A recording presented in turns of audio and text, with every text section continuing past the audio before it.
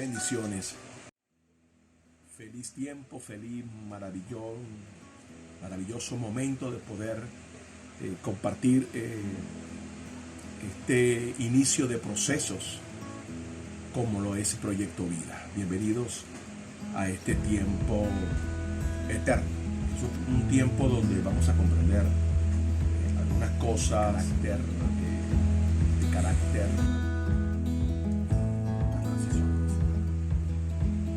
He creído el mejor modelo en la Biblia para que entendamos algunas realidades basado en este tema, ya que este es el preámbulo del lanzamiento del proyecto, que está en el libro de Lucas capítulo 8, desde el versículo 26 al versículo 30. Yo quiero que usted enfoque su entendimiento para que vea la profundidad y la importancia del trabajo, de lo que queremos hacer y a donde estamos apuntando durante este proceso donde hemos entrado todos nosotros, nuestras familias y ministerios.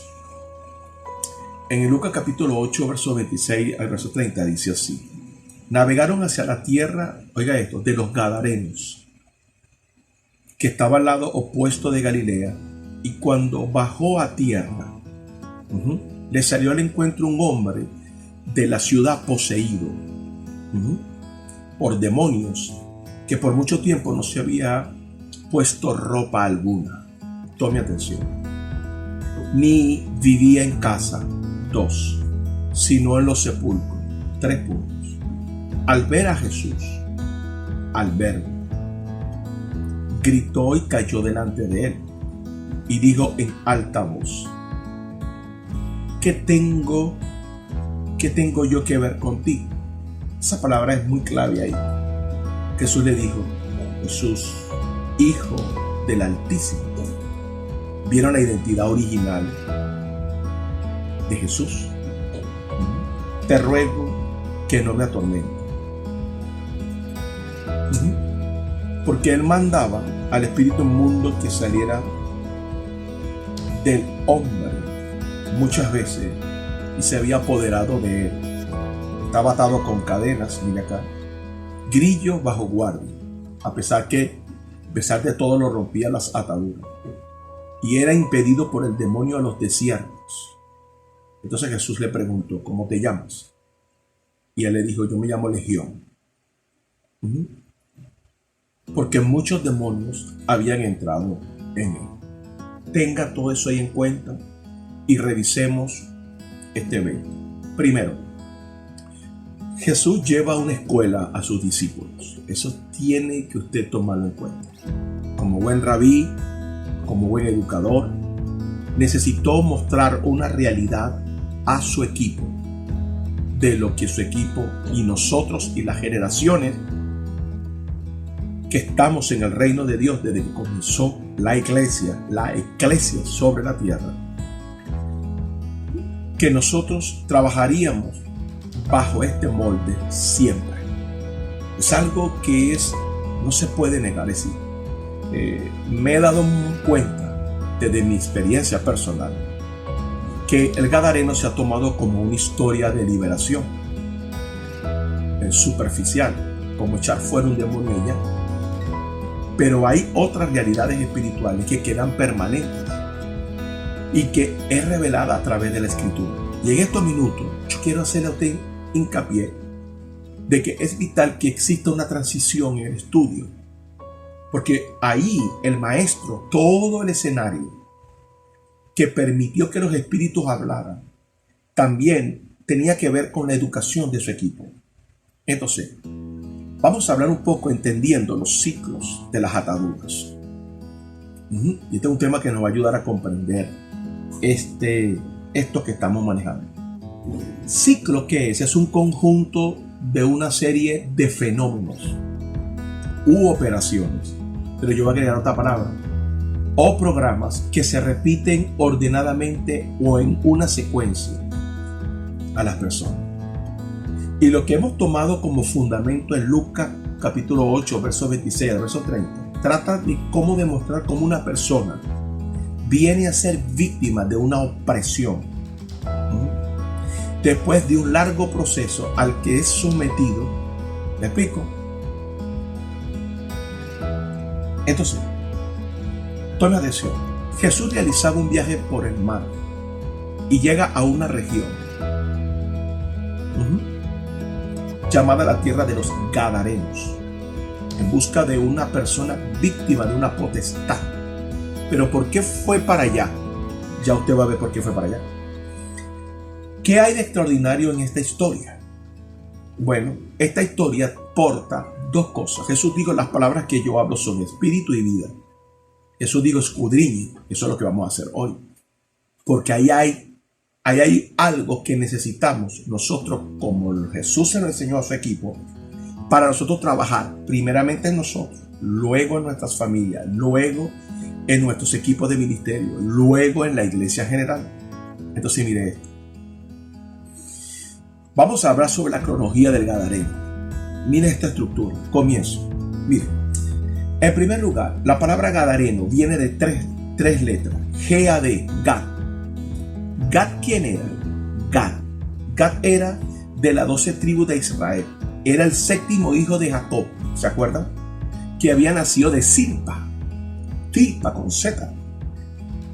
Su significado de Gad. Tome atención.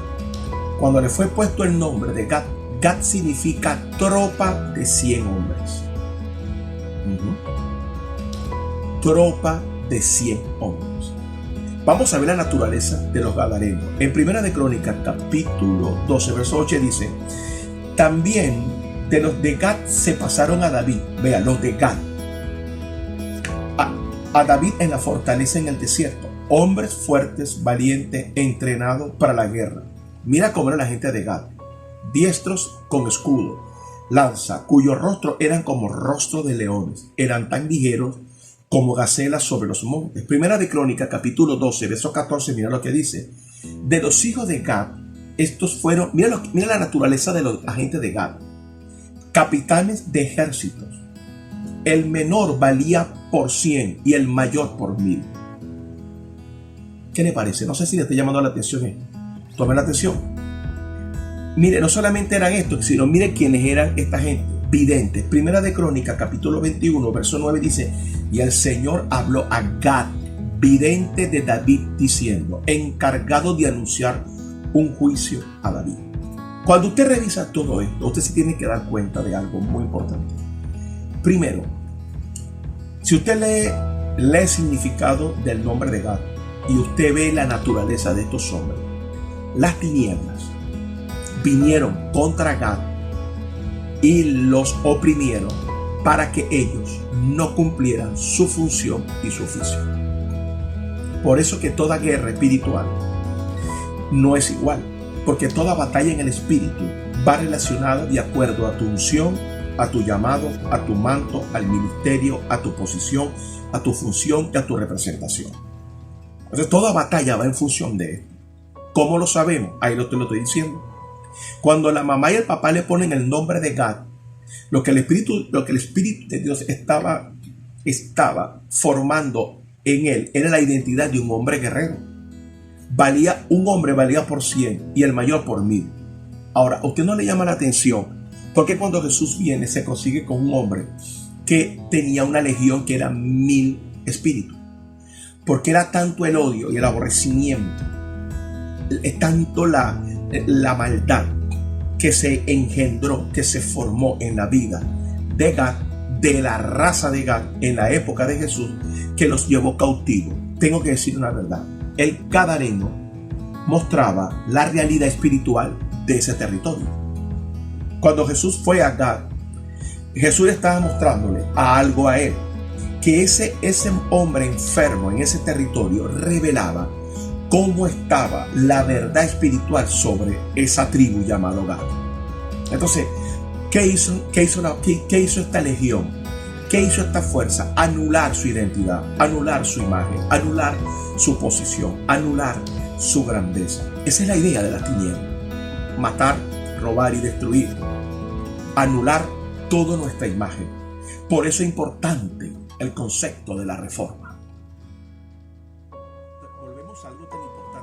hacer recalcar que ahí es donde usted debe entender. Mire, todo don ministerial va a tener una guerra. Todo don. Todo manto, toda autoridad espiritual. Las tinieblas levantaron un paralelo para hacer una guerra de acuerdo al don, de acuerdo a la unción, de acuerdo a la posición y de acuerdo al ministerio. Cuando hablo de ministerio, hablo de apóstoles, profetas, evangelistas, pastores y maestros. Aunque no es el tema, pero voy a retocar rápido esto. Miren, las tinieblas levantaron una guerra paralela contra la misión de la iglesia. Entonces, cuando usted revisa, esto se llama la guerra, se llamó en el pasado, cuando oímos por primera vez esto, antes del 2006, créanlo, se habló de la guerra de 5 contra 5.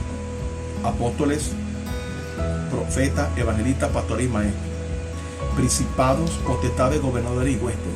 Solo que aquí no se nombra Luzbel. Son 5 contra 5. Las 5 fuerzas de las tinieblas, que son un reino, como lo llamó Jesús, contra los 5 ministerios, los domatas. Son los dones. Entonces, esto se lo enfoco porque tiene que ver con este tiempo. Es muy importante que observemos que la guerra que hemos tenido va casi con el mismo plano de lo que vamos a estudiar hoy. Mire acá. Hablé sobre que la gente de Gad eran valientes. Primera de Crónicas 12:14 dice que un hombre tenía la gracia y la gloria de pelear. Uno parecía 100 y 100 parecían 1000. Ya ahí le revela por qué la legión viene a avergonzar la naturaleza de Gad, de los hijos de Jacob, los hombres que tienen la gloria de ser las cabezas de la herencia, como son las 12 tribus de Israel. Cuando te revisa en 1 de Crónicas 21:9 se da cuenta que tenían una gloria de ser videntes. De hecho, David tenía uno entre ellos. Entonces, el destino profético. Mire, Jacob, ahí tome atención. En Génesis capítulo 49, verso 19, Jacob le había anunciado a su hijo Gad que sufriría un ataque, de salteadores.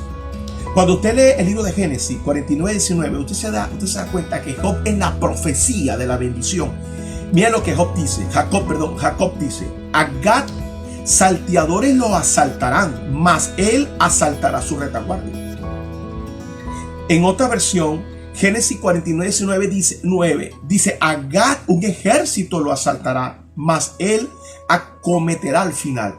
La profecía de Jacob tenía dos partes. Primero, al final él sería el vencedor, cuando Jesús entró a liberar, y por eso llega a buscarlo para cumplir el destino profético de la naturaleza de Gad.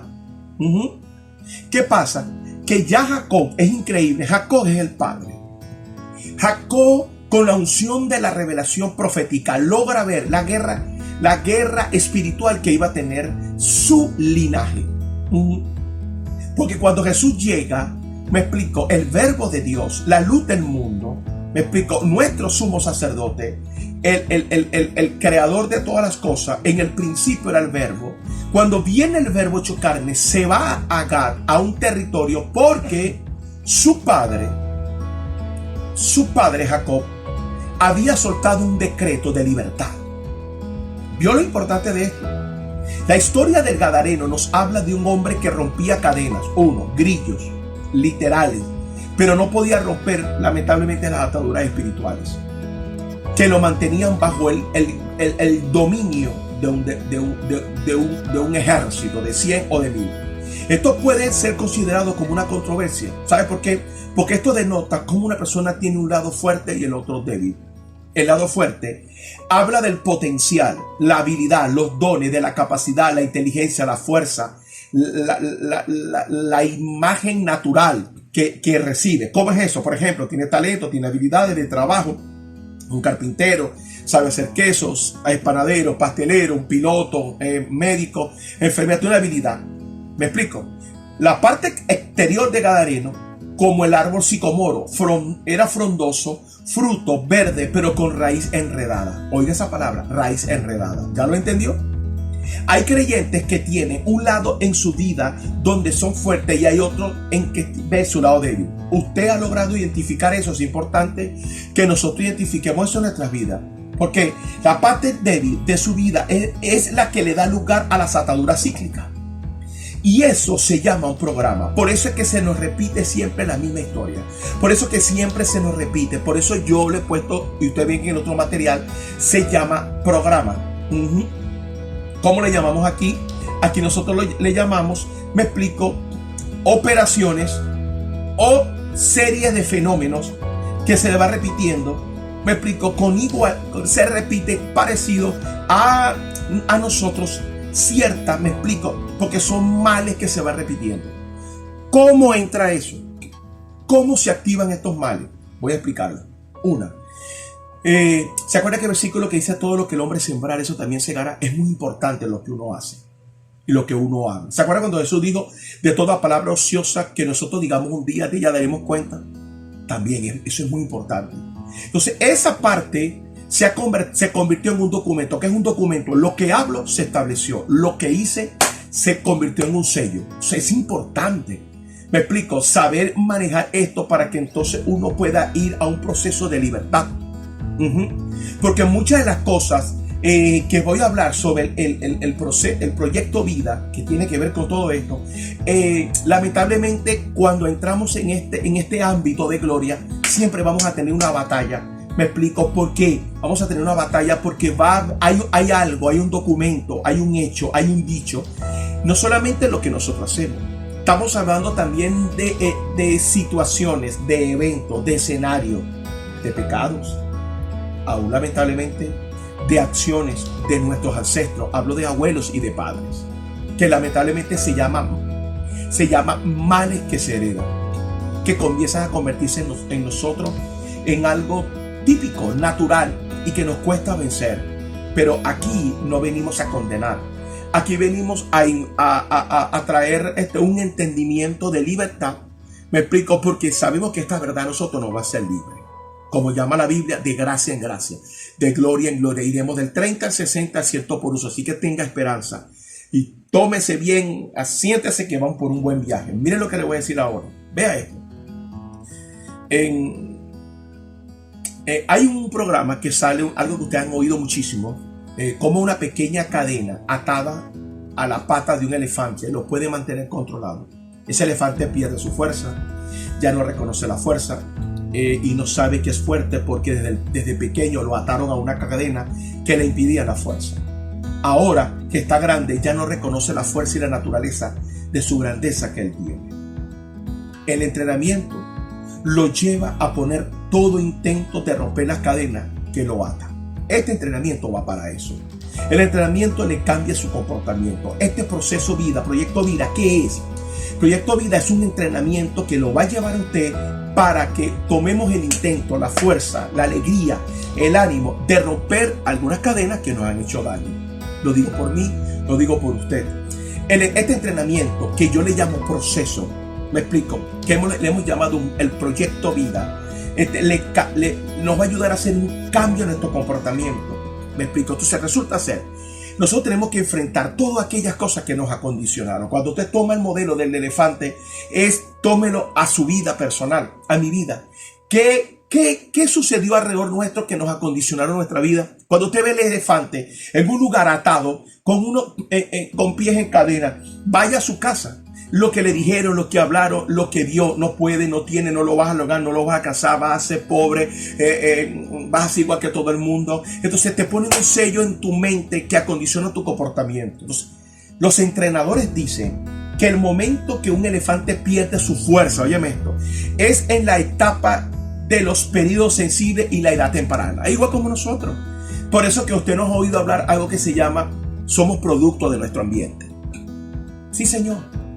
Y que la verdad que portamos viene del origen de donde nosotros venimos. Si nosotros reconocemos nuestro origen, si nosotros reconocemos nuestro principio, si nosotros vamos a comprender nuestro alfa, usted en un entrenamiento que ustedes van a oír con respecto al secreto de la oración, usted se va a dar cuenta que la oración también juntamente con todo este evento se va a encargar, oye esto, de usted entrar a su presente, a su futuro y también a su pasado. Eso es vital.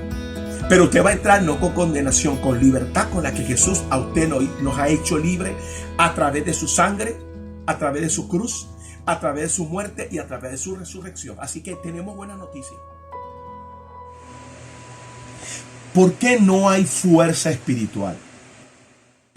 Cuando hablo de fuerza aquí, le voy a explicar qué palabra le va a ayudar a usted. Toda guerra que hemos tenido, le voy a decir a qué vino. Porque ustedes son inteligentes. ¿Sabes qué? Gloria a Dios. Tómemelo de parte del Espíritu de Dios. Yo sé que usted cae en lo que le voy a decir. Que mientras estoy ministrando esto, el Espíritu de Dios me dijo una palabra. La fuerza, véala como su identidad. Toda guerra que usted tuvo y que yo tuve en mi génesis, en tu génesis, fue para anular tu y mi identidad. Talento, don y habilidades, capacidades. Y que acuérdese que estas guerras vienen para afectarte presente, futuro. Y viene con carácter de herencia. ¿Cómo es eso? Es decir, que a veces una atadura puede durar hasta 20, 30 años. Pero hay buenas noticias. La Biblia nos dice la razón por qué mucha gente no es fuerte. Y esto es lo que el apóstol Pablo responde por lo siguiente. 1 Corintios capítulo 13, verso 11 dice: cuando yo era niño, proceso, habla como niño, pensaba como niño, razonaba como niño. Pero cuando llegué a ser hombre, dejé las cosas de niño. Mucha gente no logra romper para siempre su ciclo de ataduras, porque se mantiene con la mentalidad de la faceta de niñez. ¿Cómo es eso? Eso es lo que llamamos el pasado. Donde está el baúl del pasado, está guardado dolores, maltratos, ofensas, heridas, abandono, rechazo, incomodidad, pobreza, escasez, injusticia, maltratos, abandono. No rompe sus ataduras porque se mantienen en el contexto ¿con qué? Con gente que nos pone atadura. Es decir, yo aprendí sobre todo este año y sobre todo este mes, entendí lo importante de uno tener autoridad y empezar a desarrollar autoridad, porque cuando uno habla, se autoalimenta y alimenta a otros. O sea, uno a veces está rodeado de gente así, porque se mantiene rodeado de gente que son como entrenadores que le hacen olvidar su identidad, su naturaleza. Gente que cuando tú hablas con ellos, ellos mismos en su propio modelo de vida te hacen olvidar quién tú eres, qué tiene, capacidad que tiene, tu grandeza, tu llamado, tu don, tu unción. Gente que al ver tu niñez, tu origen, cuando conocen tu pasado, entonces tú sabes qué hace, alimentan tu dolor, tu pasado, tu herida. De hecho, en este maravilloso proceso, Proyecto Vida, usted va a oír un gran proceso de mi hija, que ha estado viviendo en este evento, que Dios ha hecho una libertad muy poderosa y muy profunda. Los entrenadores, ¿quiénes son? Mírenlo como lo vamos a llamar tan sencillo. ¿Quiénes son los entrenadores que utiliza el espíritu que gobierna el mundo? Este mundo tiene gente entrenadora que no nos dejan madurar, no nos dejan ser espiritual, porque son entrenadores de la niñez y de la fuerza. Te roban la identidad y siempre te recuerdan tu pasado. No sirves, no vales. ¿Cómo es eso? Te tratan con injusticia, con desigualdad, te tratan sin honor, sin honra. Entonces, ¿por qué permanecemos en ciclos de atadura? Tenemos que aprender por qué las ataduras permanecen y por qué se repiten los ciclos. Yo creo algo muy fuerte que me acaba de llegar a mi espíritu ahorita, y esto no hablo de mí y de muchos, y es esto. ¿Usted sabe cuál es el imán que atrae el ciclo de la maldad otra vez? El temor. Cuando temes. Por eso que Job dijo, lo que yo temí, eso fue lo que me vino. Porque a veces es algo. Y el temor, hemos aprendido y estamos aprendiendo, que tiene que ver con falta de perdón de mí mismo. Entonces, si usted desea romper los ciclos de atadura, lo primero que debe hacer es esto: reconocer lo paradójico de su vida. Es decir, ser consciente de lo contradictorio de su vida, lo fuerte y lo débil de su vida, reconocerlo. Es decir, no puede esconderlo. Usted no puede obviar esto, si esto tiene que enfrentarlo, tiene que aceptarlo. Mire, hay teorías muy fuertes, sobre todo en Venezuela, en América Latina, que no permiten que están en contra de esto, de eso, no están de acuerdo. Y yo le voy a dar un fundamento por si alguien le golpea a usted y le dice que no. Y le voy a regalar esto a través del espíritu de revelación. Y óigame esto. ¿Por qué Jesús fue? ¿Por qué Jesús fue al Gadareno? No me explica por qué. Porque Jesús tuvo que enfrentar su presente de desgracia. Porque esta desgracia tenía un pasado. Y tiene un origen. Todo tiene un origen. Y si yo no ataco mi origen, y yo no ataco, entonces ¿por qué vino Jesús? Porque Jesús es la palabra. ¿Quién es la palabra? El alfa. ¿Quién es el alfa? El que arregla todo. He aquí yo hago todas las cosas nuevas. Dígame amén y tenga esperanza en esa palabra. Yo me agarro de esa promesa mucho para mí, para mi casa. He aquí yo hago todas las cosas nuevas. Él fue porque es el dueño de la vida. En Él todas las cosas fueron creadas, en Él todas las cosas subsisten, todas las cosas en Él permanecen. Sin nada de lo que está hecho fue hecho por Él, por el Verbo. Por eso es que Él vino a libertar, a traer libertad a los cautivos. Entonces hay que hacer algo, porque si no, entonces habrá límites en la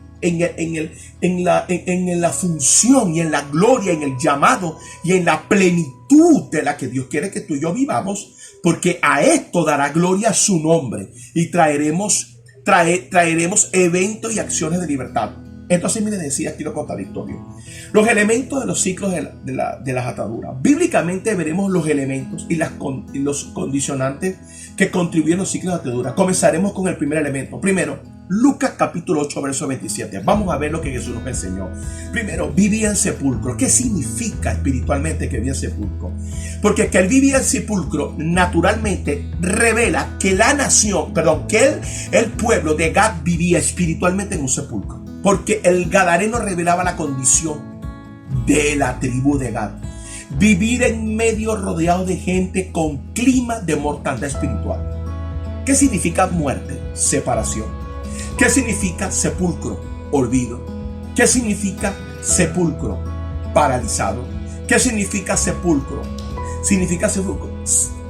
Ausencia del proceso de libertad.